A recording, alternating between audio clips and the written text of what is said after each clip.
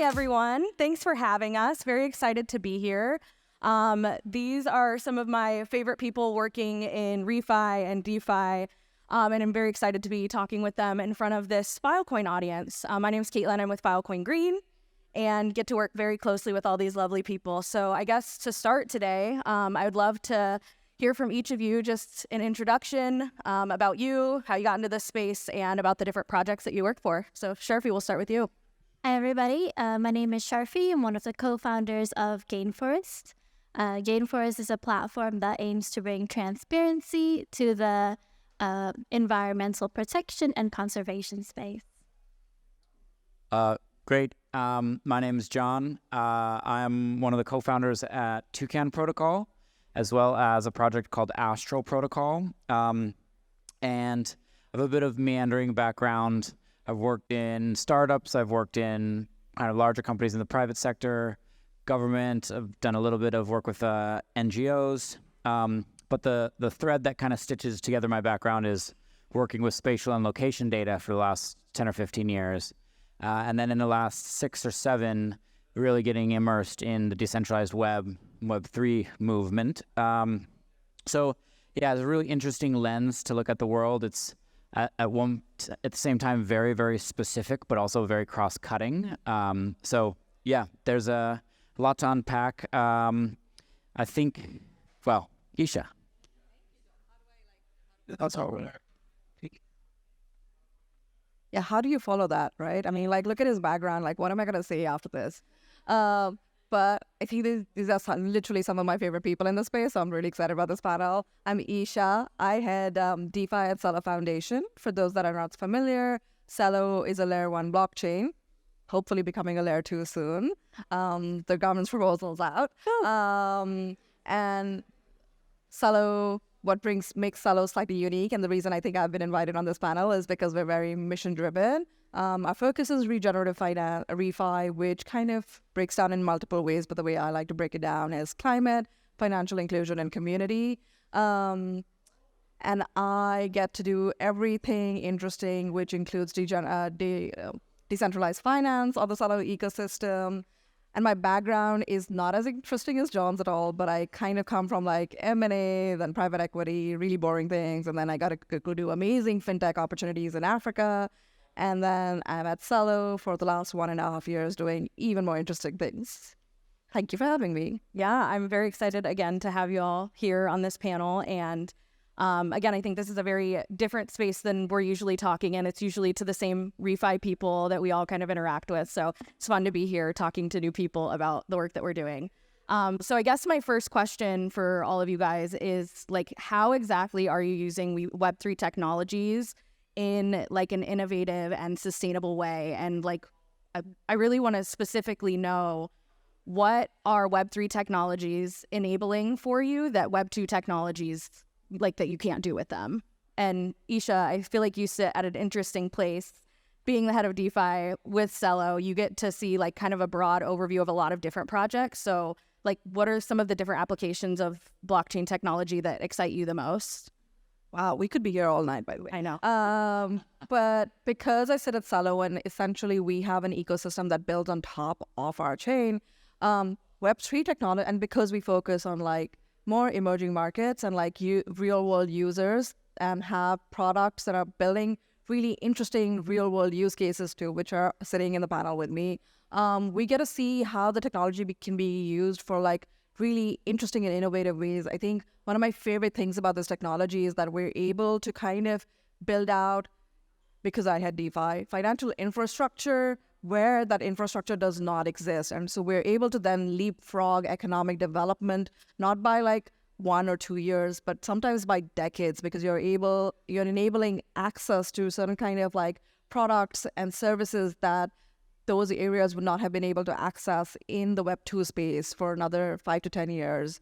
Some of the really interesting use cases, Gainforest and Toucan clearly, but some of the really interesting use cases that we're seeing is like, I know there's a lot of hype around RWAs and private credit, but most of the hype is around like private credit in the developed markets. What I'm seeing is a lot of like interesting use cases for microcredit and micro lending, and essentially lending out like $10 to $100 to bottom of the pyramid, and the economic activity that's generated from that.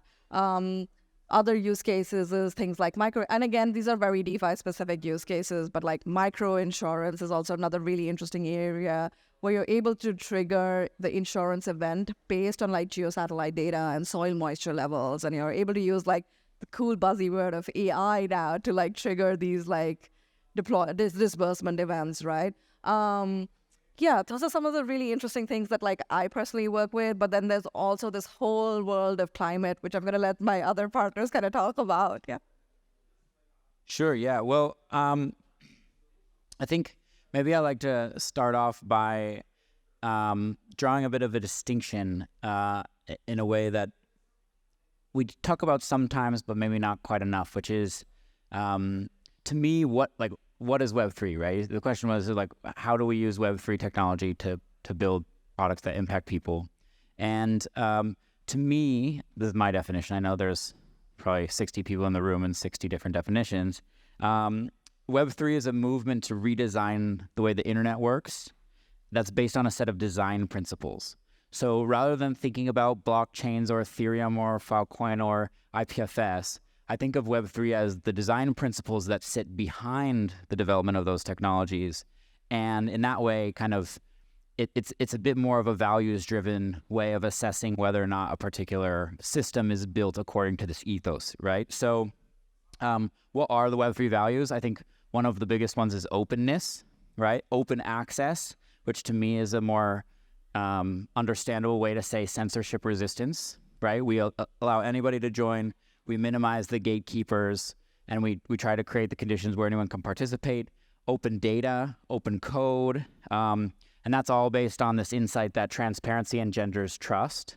There's a kind of a value for human centrism. It's not necessarily a value we always get right, but it is a value behind it. So that's the idea that individuals should have some sort of autonomy and the ability to choose whether or not they participate, whether or not they can control their own assets, that's self-sovereignty.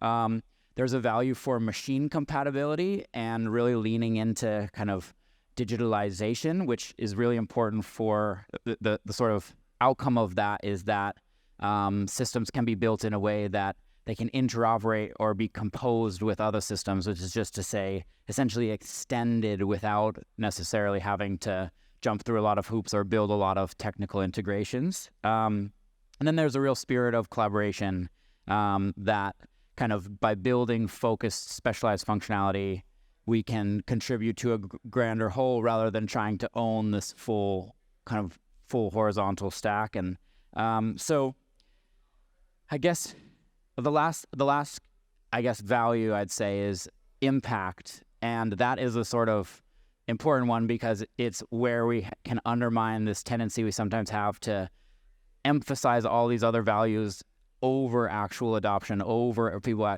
right? So with Toucan, we're thinking a lot about how we might have to undermine some of these other values and like send them a little bit of, there's going to be a lot of centralization in the early versions of Toucan, right? This is just an important part of, in order for us to work with the people that we're working with. I've talked enough. I didn't really talk about what we're building, but maybe set the stage a little bit. Well, I mean, those values that you're speaking to that are really fundamental in all of the Web3 technologies are a lot of the gaps that exist in the current voluntary carbon market and with carbon credits. And obviously that is like what you guys are working on at Toucan. So yeah, can you speak more to that? And obviously the VCM is like a very loaded, like I don't think we can give the full rundown with this panel, but. Right. No, totally. Yeah. Well, for those who aren't familiar, the voluntary carbon market is a market where we can buy and sell carbon offset credits, which are created for impact projects, right? Projects that create a positive impact on the climate. And so it's essentially a way of financing impact projects. People or companies can buy carbon credits, and in that way, they're essentially sending money to these impact projects. So the research and kind of consensus amongst the business world, against the political world, against the policy world, is that voluntary carbon market is a pretty key piece of us financing and scaling climate action to the extent that we can even come close to meeting the Paris goals. But it's a very young market. It's about 25 years old. It's very immature. It's kind of fraught with a lot of challenges. And when you really dig in and look at the challenges, it's kind of a laundry list of challenges that can be solved by building systems that are based on the values that I just described, right? So there's a lot of trust in the carbon markets that's based on faith. And we're trying to move, along with a lot of other players in the space, move towards trust based on evidence. That's, and that's kind of speaking to something I think we'll talk about in a little bit with data. So, open access, right? Right now, these systems are real hard to get accounts to. It's really hard. They don't have APIs. It's hard to build products on top of them. We're trying to build systems that's much lower barrier to entry, much easier to build products that can serve different stakeholders in the system. And in that way, kind of make it easier for people to participate, easier to send money to climate impact projects, and ultimately scale up decarbonization efforts. Yeah, beautiful.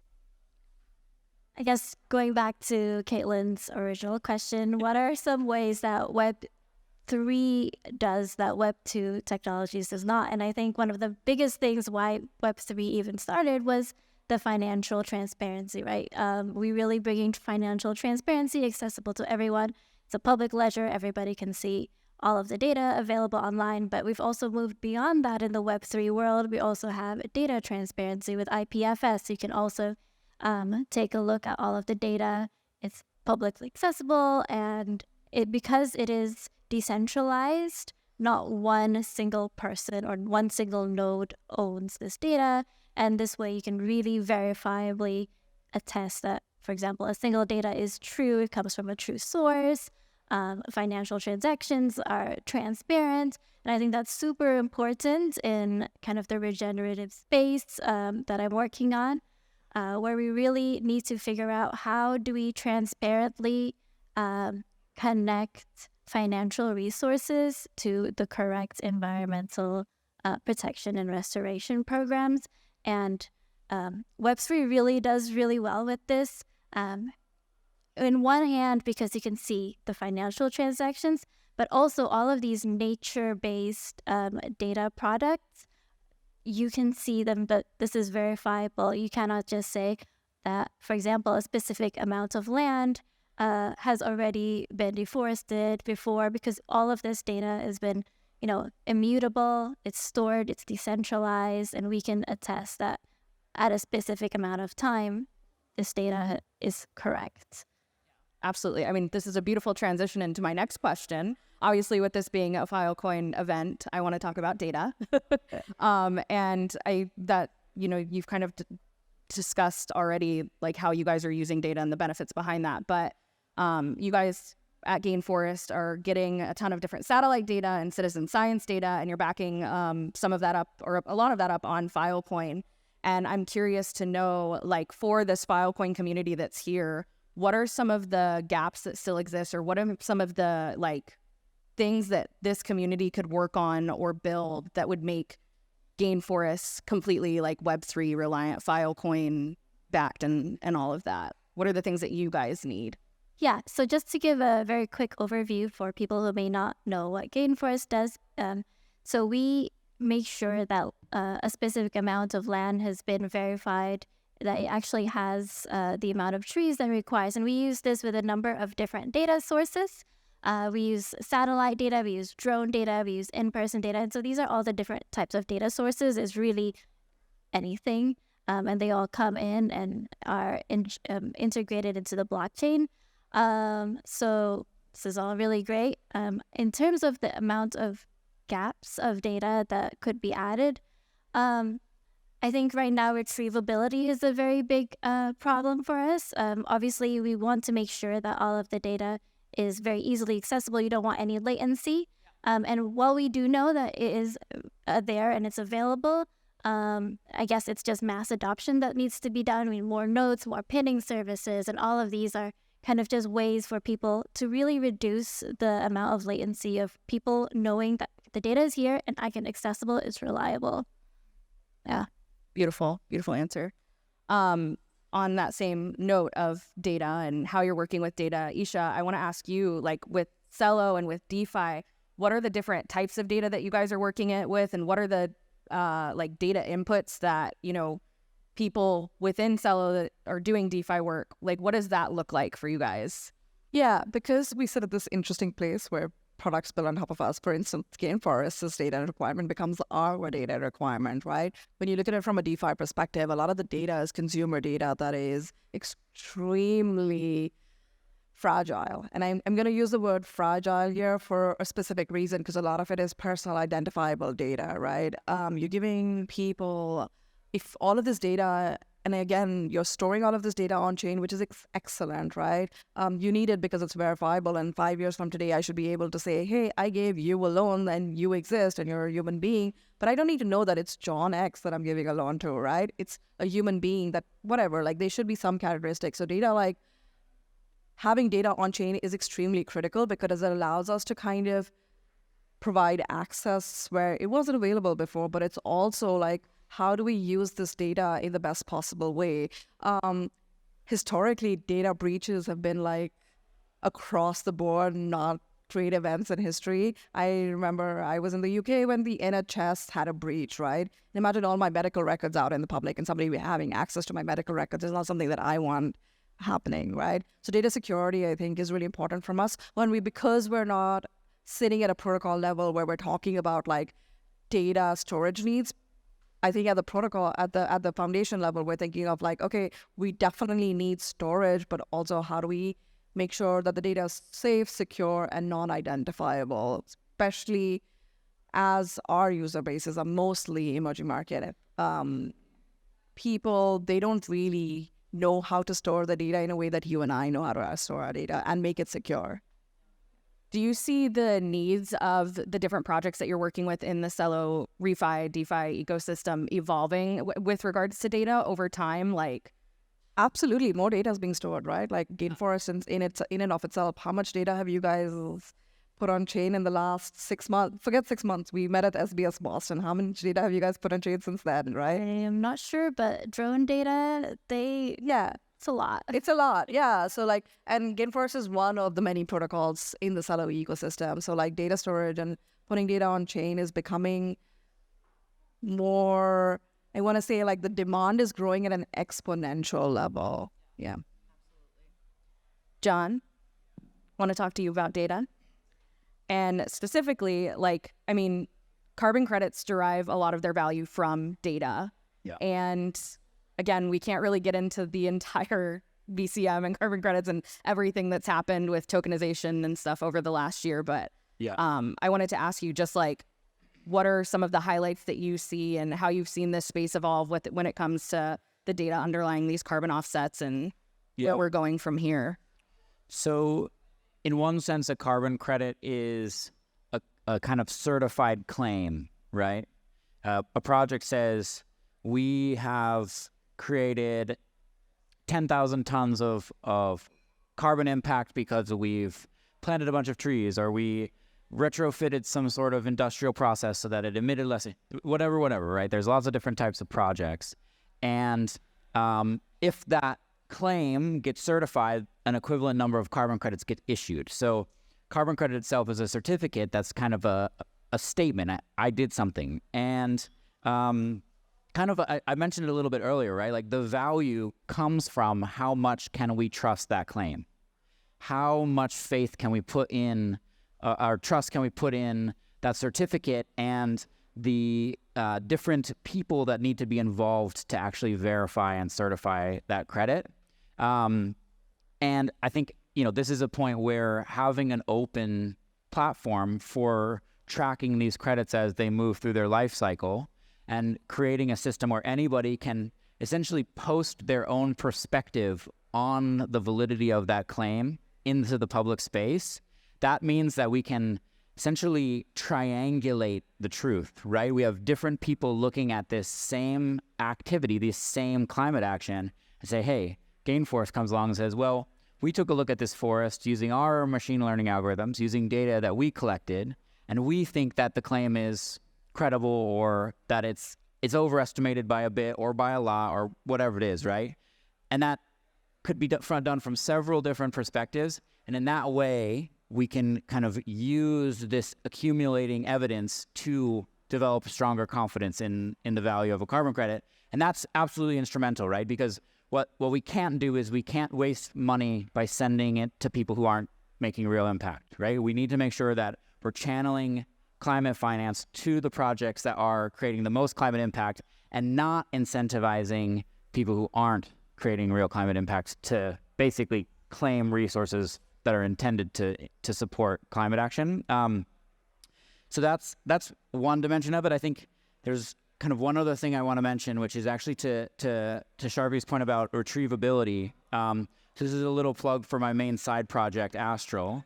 And Astral, for the last 5 or 6 years, we've been researching and developing geospatial data systems for Web3. So think of this as GIS, geographic information systems for the decentralized web. And one of the things we're working on is quick data, spatial data storage and access systems built on Filecoin and IPFS. And there's a really incredible team out of the University of Maryland that are working on what's called the Easier Data Initiative. You can see it at easierdata.org, that are putting a huge amount of work into developing essentially ways to organize and store large satellite imagery data sets captured by the Landsat program, which is put up by NASA, and the Sentinel program put up by the European Space Agency. These are public goods data sets, but they're real hard to access these data because of the way they're stored.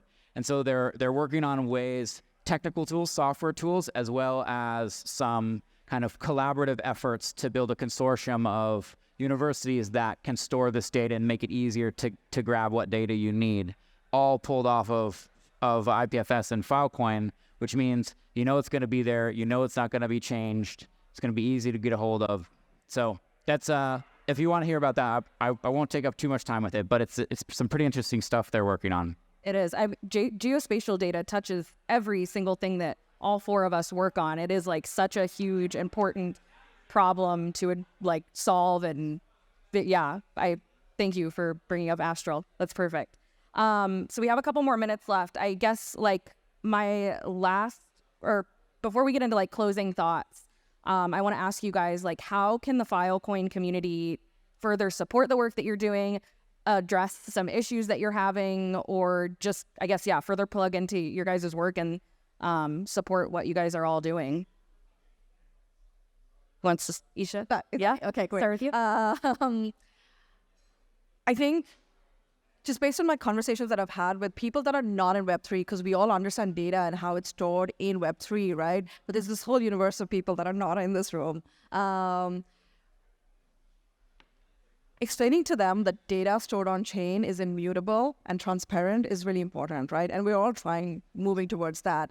But the pushback that I always get is that when you're moving off-chain data on-chain, right, there is that, in that moment of moving the data from off-chain to on-chain, there is that one point where it could be manipulated, right? And all of us know that, honestly, that data is not being manipulated at that moment, right? But making a little bit more noise around that we're not manipulating data in that moment, I think is really important, at least based on the conversations that I've had in the non-Web3 native space, right? So when you're talking about, like, for instance, if I'm going to an institutional capital provider and I ask them, like, hey, this is my data set, this is based on like this, whatever, like a dashboard that I've achieved. And he's like, but how do I know that this data that you've gotten from like users has not been manipulated at the moment where you put it on chain, right? And so just like having more awareness of that. And again, like that's a really specific thing for a specific kind of user group. But I think that is the user group that we'd want to kind of target in the next 5 to 10 years for this to become bigger than it is currently. Yeah, if we want to scale, those are the types of things that we have to address. Absolutely. Yeah. Same question for you? Sure. Yeah. Well, it's obviously a bit of a different atmosphere this year at ECC than the last couple of years. And I'm kind of scanning the room and try to remember your faces because you're here in the sort of, I think we're having a bit of a Phoenix moment where we just died and now we're coming back to life. Is that called a bear market? I don't think I've heard that exactly, the bear market, exactly. And so I think it's just, I'm really trying to kind of remember why we're here, right? And this is sort of back to those values that we're using to, there are very real, practical, functional reasons why systems built with those values can outcompete alternatives. but there are also really deep moral and ethical reasons why we should be building internet systems that align with those values. And so that's one thing, just like remember that. And the other one is, let's keep using this stuff and kind of getting more and more, making each other accountable to build systems that are useful to people outside of the crypto bubble, where we're willing to tolerate absolutely horrendous UX in order to participate. I would like to echo that as well. Definitely, I think that one of the biggest things that could be improved right now with, I guess, the IPFS system. So everything is immutable, everything is amazing. There's so many amazing traits that could be used. Just improving this UX and really bridging the world. Like, we need to make it so that the Web3 way of doing it is the default. Like, there's uploading and retrieval. It's super fast, super easy. The UX, all developers, like, they have great documentation, great API. And I think really just working towards scaling the infrastructure even more than what it is right now is something that we should work on. I completely agree. And I think that is a beautiful note to end this panel on. Thank you guys so much for being here and for talking with this community. Thank you.